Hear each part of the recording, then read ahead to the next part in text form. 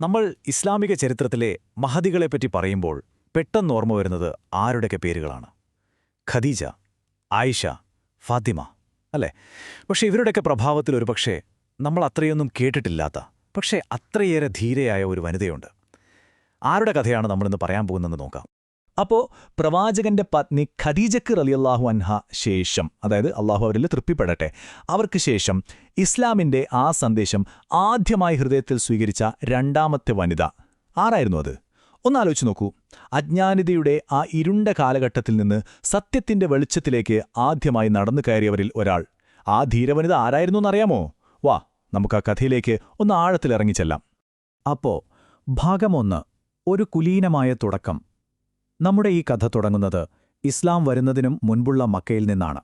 ഗോത്രമഹിമയും അധികാരവുമൊക്കെ വലിയ കാര്യമായിരുന്ന ആ നഗരത്തിൽ സമൂഹത്തിലെ ഏറ്റവും ഉന്നത ശ്രേണിയിൽ ജീവിച്ചിരുന്ന ഒരു സ്ത്രീയുടെ ജീവിതത്തിൽ നിന്നാണ് ഈ ചരിത്രം തുടങ്ങുന്നത്. അവരായിരുന്നു ലുബാബ ബിന്ത് അൽ ഹാരിത്ത്. ആരാണെന്നല്ലേ?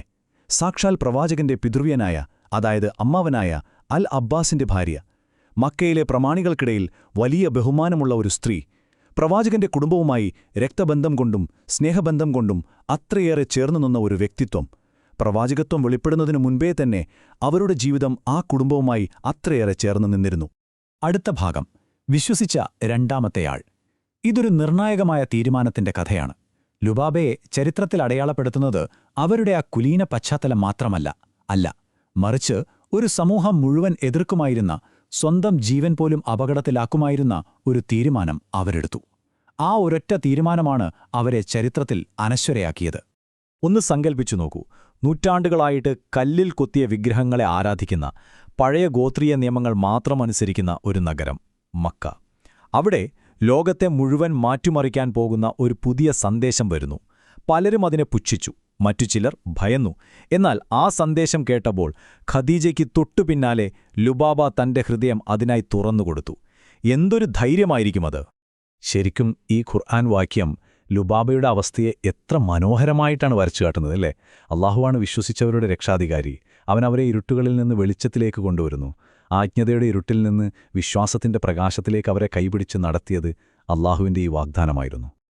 ഇതാണ് ചരിത്രത്തിലെ ആ നിർണായകമായ നിമിഷം. രണ്ടാമത്തെയാൾ.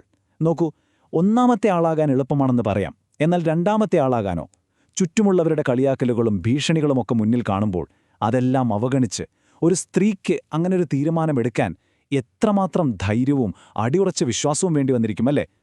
അടുത്ത ഭാഗം, രഹസ്യമായി സൂക്ഷിച്ച വിശ്വാസം. മക്കയിലെ വെല്ലുവിളികൾ. കാരണം ഇസ്ലാം സ്വീകരിക്കുക എന്നുള്ളത് ആ യാത്രയുടെ തുടക്കം മാത്രമായിരുന്നു. ശത്രുക്കൾക്കിടയിൽ, ആ മക്കയിൽ, ആ വിശ്വാസം ഹൃദയത്തിൽ ഒളിപ്പിച്ച് ജീവിക്കുക എന്നത് അതിലും വലിയൊരു പരീക്ഷണമായിരുന്നു. അവർക്ക് ഒരേ സമയം 2 ജീവിതങ്ങൾ ജീവിക്കേണ്ടി വന്നു. ഒന്ന് ആലോചിച്ചു നോക്കൂ. പകൽ സമയത്ത് മക്കയിലെ പ്രമാണിമാരിലൊരാളായി തന്റെ സാമൂഹിക പദവിയൊക്കെ നിലനിർത്തി ജീവിക്കുന്നു. എന്നാൽ രാത്രിയുടെ നിശബ്ദതയിൽ അവർ പ്രവാചകന്റെ സന്ദേശത്തിന്റെ ഒരു രഹസ്യ അനുയായിയായി മാറുന്നു.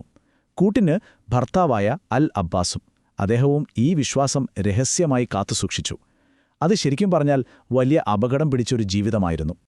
ഇനി നമ്മൾ പറയാൻ പോകുന്നത് ലുബാബയുടെ ജീവിതത്തിലെ ഏറ്റവും അവിസ്മരണീയമായ ഒരു അധ്യായമാണ്. പ്രവാചക സ്വപ്നം, ഒരു ദിവ്യ സൂചന. ഇത് വെറുമൊരു സ്വപ്നമായിരുന്നില്ല, മറിച്ച് പ്രവാചകനുമായി അവർക്കുണ്ടായിരുന്ന ആ ആഴത്തിലുള്ള ആത്മീയ ബന്ധത്തിന്റെയും വരാനിരിക്കുന്ന ഒരു വലിയ സന്തോഷത്തിന്റെയും സൂചനയായിരുന്നു അത്. അതെ, ഭാവിയിൽ എന്ത് സംഭവിക്കുമെന്ന് മുൻകൂട്ടി അറിയിച്ച ഒരു സ്വപ്നം, ഒരു ദിവ്യമായ സൂചന. ആ സ്വപ്നത്തിന്റെ കഥ ഇങ്ങനെയാണ്. ഒന്നാമത്തെ ഘട്ടം, ദർശനം.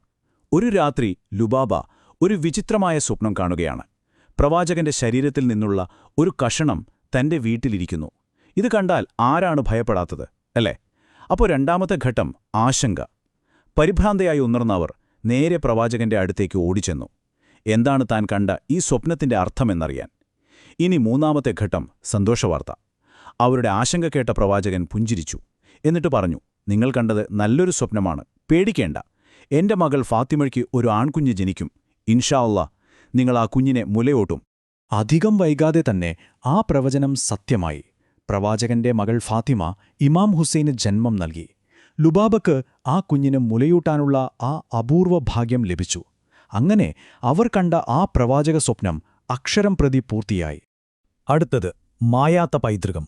ലുബാബയുടെ ജീവിതം അവരുടെ കാലഘട്ടത്തിൽ മാത്രം ഒതുങ്ങി നിന്നൊന്നായിരുന്നില്ല. അല്ലേയല്ല, അവരുടെ വിശ്വാസവും ധൈര്യവും അവർ വളർത്തിയെടുത്ത മക്കളിലൂടെ ഇന്നും തലമുറകൾക്ക് വലിയൊരു പ്രചോദനമായി നിലനിൽക്കുന്നുണ്ട്. അവർ അറിയപ്പെട്ടിരുന്നത് തന്നെ ഉമ്മുൽ ഫദൽ എന്ന പേരിലായിരുന്നു. എന്താ അതിനർത്ഥമെന്നറിയാമോ? ശ്രേഷ്ഠതയുടെ മാതാവ്. അതൊരു വെറും പേരല്ലായിരുന്നു, മറിച്ച് അവരുടെ ആ ഉന്നതമായ സ്വഭാവത്തിനും അവർ ഈ ലോകത്തിന് സമ്മാനിച്ച ശ്രേഷ്ഠരായ മക്കൾക്കും സമൂഹം തിരികെ നൽകിയ ആദരവിന്റെ മുദ്രയായിരുന്നു അത്. അവരുടെ പൈതൃകത്തിന്റെ ജീവിക്കുന്ന തെളിവുകളായിരുന്നു അവരുടെ മക്കൾ. അവരിൽ ഏറ്റവും പ്രമുഖൻ ആരാണെന്നോ? ഹബ്രുലുമ്മ, അതായത് ഈ സമുദായത്തിന്റെ പണ്ഡിതൻ എന്ന് പ്രവാചകൻ തന്നെ വിശേഷിപ്പിച്ച അബ്ദുല്ലാഹിബ്നു അബ്ബാസ്. ഖുർആൻ വ്യാഖ്യാനത്തിലും ഇസ്ലാമിക വിജ്ഞാനത്തിലും അത്രയേറെ പാണ്ഡിത്യമുണ്ടായിരുന്ന അദ്ദേഹത്തെപ്പോലൊരു പ്രതിഭയെ വളർത്തിയെടുത്തത് ഇതേ അമ്മയാണ്, ലുബാബ. ലുബാബയുടെ കഥ നമ്മളോട് ഒരു പ്രധാനപ്പെട്ട ചോദ്യം ചോദിക്കുന്നുണ്ട്. ചരിത്രത്തിന്റെ മുൻനിരയിലൊന്നും വരാതെ നിശബ്ദമായി നിന്ന് തങ്ങളുടെ വിശ്വാസത്തിന്റെയും മൂല്യങ്ങളുടെയും ആ വിളക്ക് കെടാതെ കാത്തുസൂക്ഷിച്ച ഇതുപോലുള്ള എത്രയോ പേരുടെ തോളിലാണ് നമ്മൾ ഇന്ന് കാണുന്ന ഈ മഹത്തായ പൈതൃകങ്ങളൊക്കെ കെട്ടിപ്പടുത്തിയിരിക്കുന്നത്. ശരിയല്ലേ? അവരുടെയെല്ലാം കഥകളറിയാതെ നമ്മുടെ ചരിത്രം എങ്ങനെ പൂർണ്ണമാകും? ഇതൊന്ന് ചിന്തിക്കേണ്ട വിഷയമാണ്.